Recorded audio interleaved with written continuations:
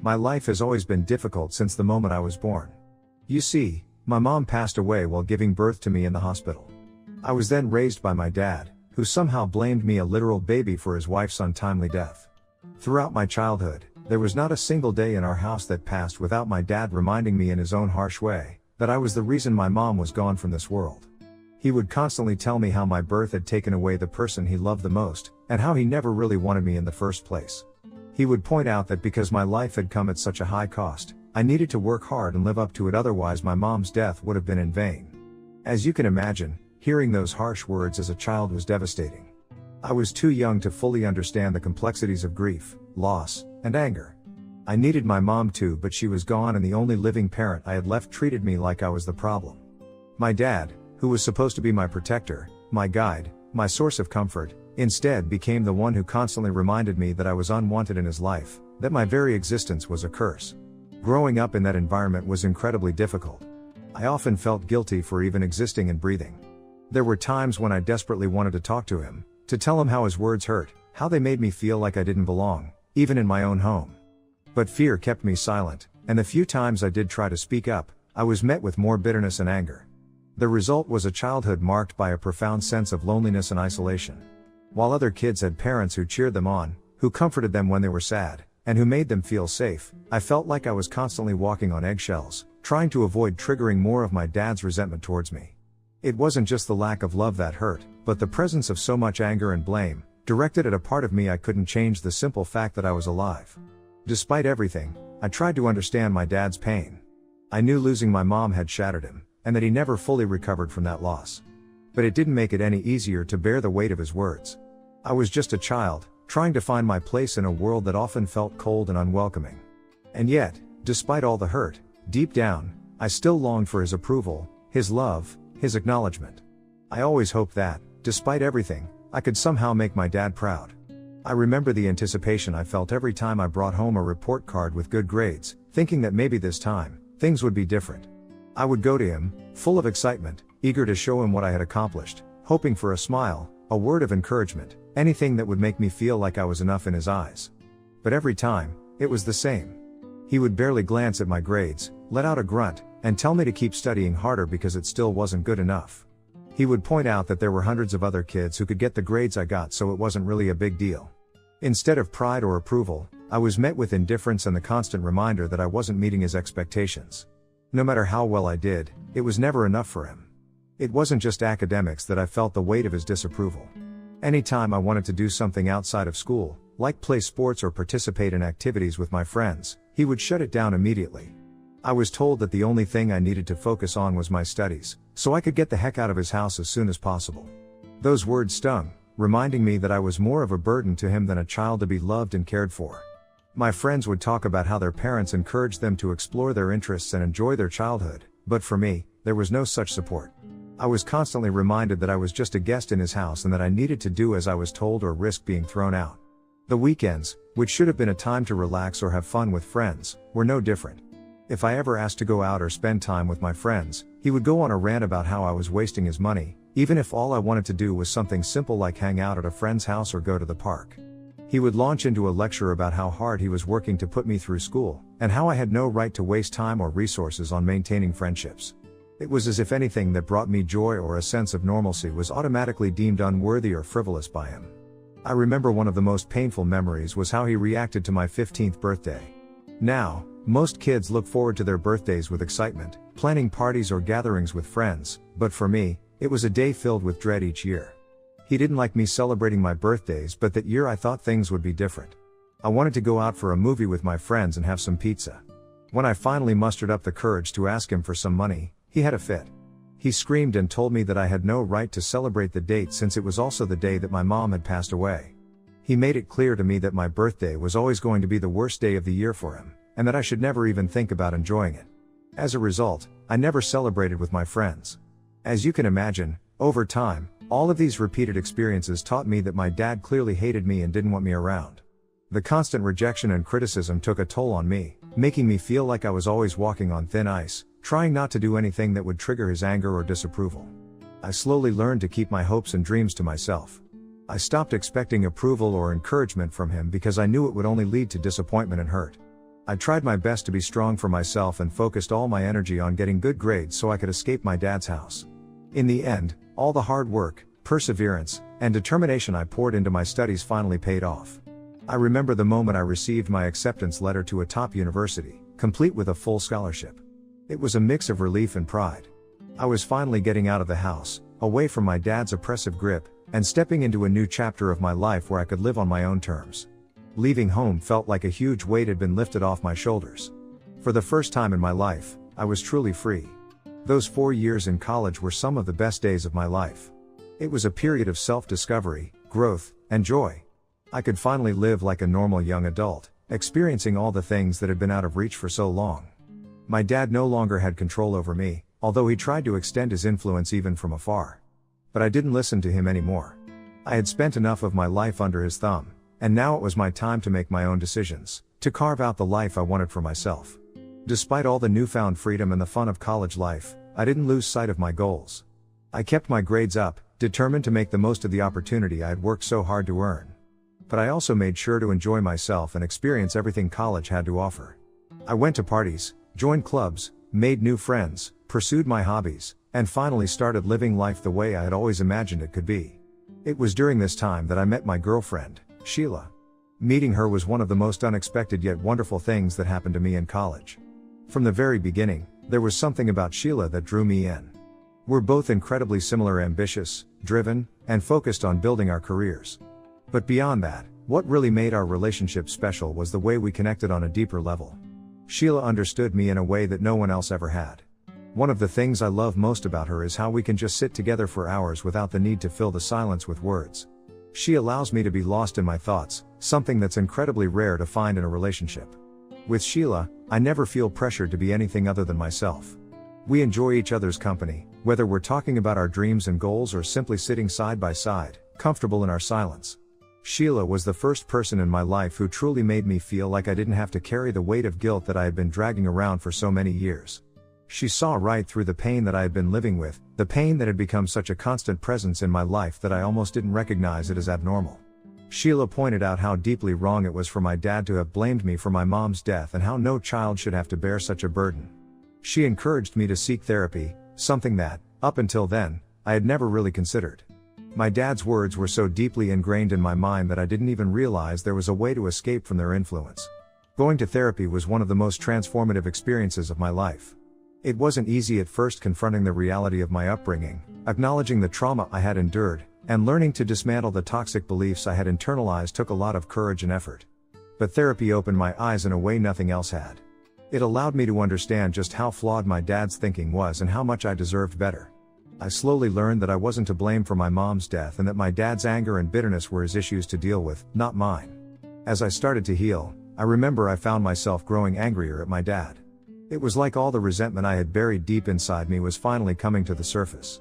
I had spent so many years trying to earn his approval, trying to be the child he wanted me to be, all while carrying the guilt he had placed on my shoulders. But now, I was realizing that none of that was my responsibility and that he had unfairly and cruelly burdened me with his grief and anger. This anger made it difficult for me to maintain any kind of relationship with him during my college years. I hardly talked to him, and when I did, our conversations were short and tense. I would snap at him, unable to keep the bitterness out of my voice, and I had little patience for his attempts to control or criticize me. There was one time when I finally confronted him about everything. It wasn't something I had planned, it just came out in a moment of frustration and pent-up emotion. I told him about all the years he had blamed me for my mom's death, how his words and actions had deeply impacted my mental health, and how I wasn't going to let him do that to me anymore. I made it clear that I was done being his scapegoat and that I deserved to be treated with respect and dignity, otherwise I would cut him off permanently from my life. For once, he didn't have anything to say. He didn't apologize, which I had hoped for, but he also didn't deny what I was saying. After that conversation, I noticed a change in the way my dad interacted with me. He seemed to try to be gentler, less harsh, whenever he talked to me. It was as if he was making an effort to change, to be more considerate of my feelings. But despite this, our relationship remained strained. The years of pain and resentment couldn't just be erased with this. I appreciated the small shift in his behavior, but the damage he had done would take more than that to repair the relationship, if it could be repaired at all. Over the years, even though my relationship with my dad has remained sour, I no longer feel the same level of anger or guilt that I once did. I have slowly come to terms with the fact that while I can't change the past, I can control how I let it affect my future. Of course, Sheila's support and encouragement have played a huge role in this journey, and I'm incredibly grateful to her for helping me see that I am worthy of love, respect, and happiness. Recently, my dad got married to his girlfriend, Dee Dee. It was a small, intimate wedding, and despite everything that had happened between us over the years, I decided to attend the event along with my girlfriend, Sheila. We wanted to show our support and wish them the best as they started this new chapter of their lives together. I was happy for my dad and thought that perhaps being married now would change him for the better. However, just a month after they got married, my dad called me, sounding desperate. He had made some poor financial decisions and was struggling to make ends meet. He told me how he hadn't been able to pay the rent on his place for the past 6 months, and now he was facing eviction. He told me that he couldn't tell his wife about this as it would start a fight between them. The first thing he asked was if I could cover his rent. Hearing this, I immediately refused even though I had the means to do it. I didn't want to be used as a financial safety net, especially given our complicated history. I've worked hard to build the life I have, and I didn't want to set a precedent where he could turn to me for money whenever things went wrong. But after I talked it over with Sheila, I started to feel guilty.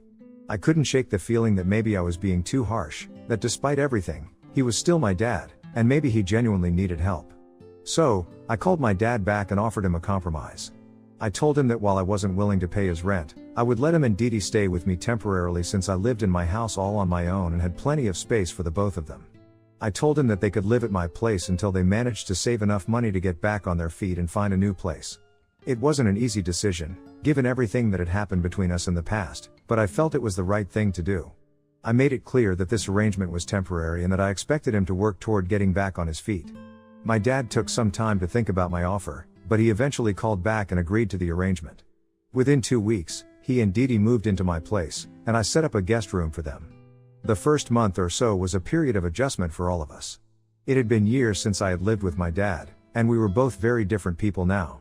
I was no longer the teenager who had to silently endure his criticisms. I was an adult with my own life, habits, and routines. Unfortunately, it didn't take long for his old patterns to resurface. My dad started commenting on my lifestyle and habits as if nothing had changed. Whether it was the way I spent my time, the way I kept the house, or even the way I managed my day-to-day lives, he seemed to always have something to say. But I wasn't the same person I used to be. This time, I wasn't willing to let him have that kind of power over me. Whenever he would start criticizing or trying to control aspects of my life, I would stand my ground and tell him to stop. I would make it clear that he had no right to comment on my choices, especially while living under my roof.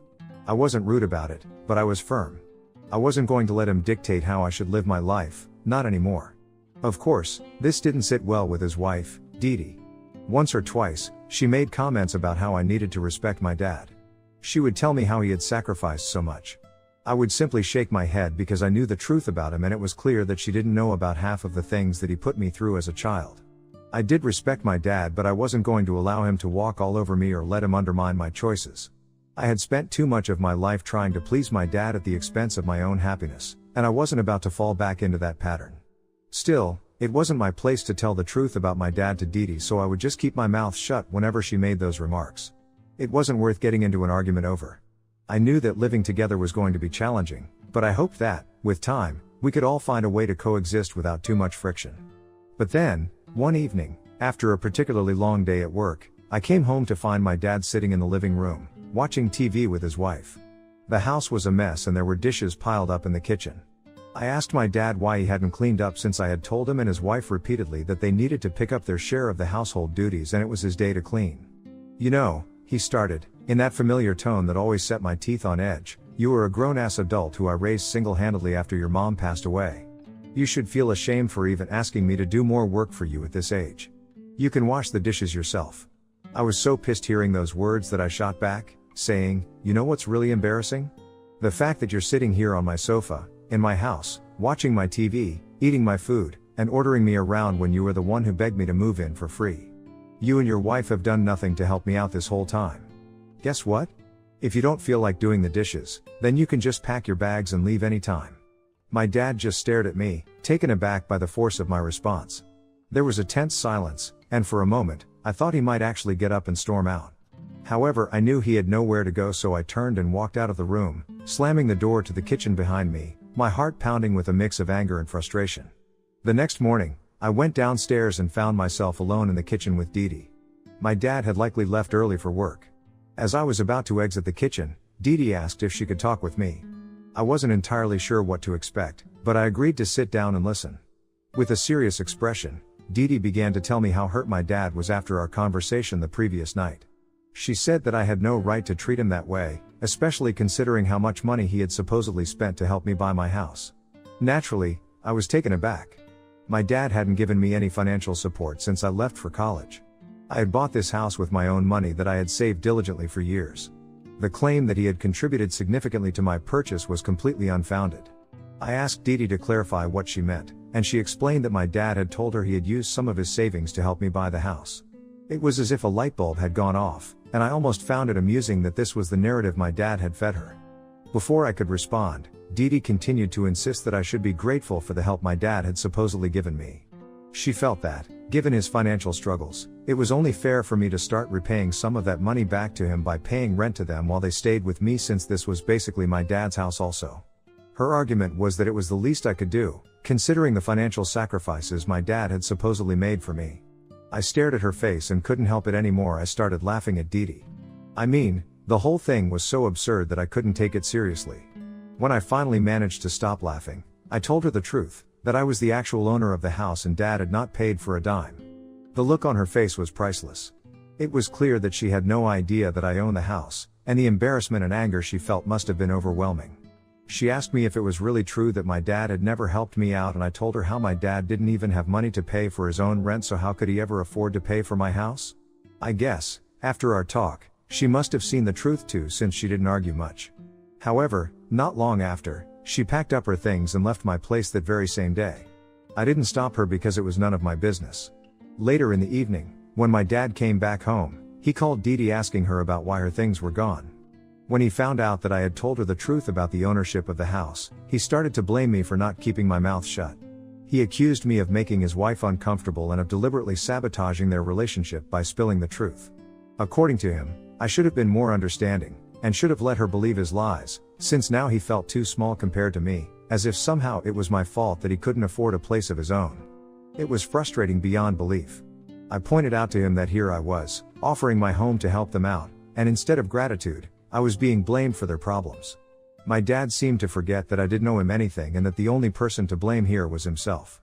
It was like all those years of him treating me like I was the problem had come rushing back, and now, even as an adult, he was trying to make me the scapegoat for something that wasn't my fault. But he wouldn't listen.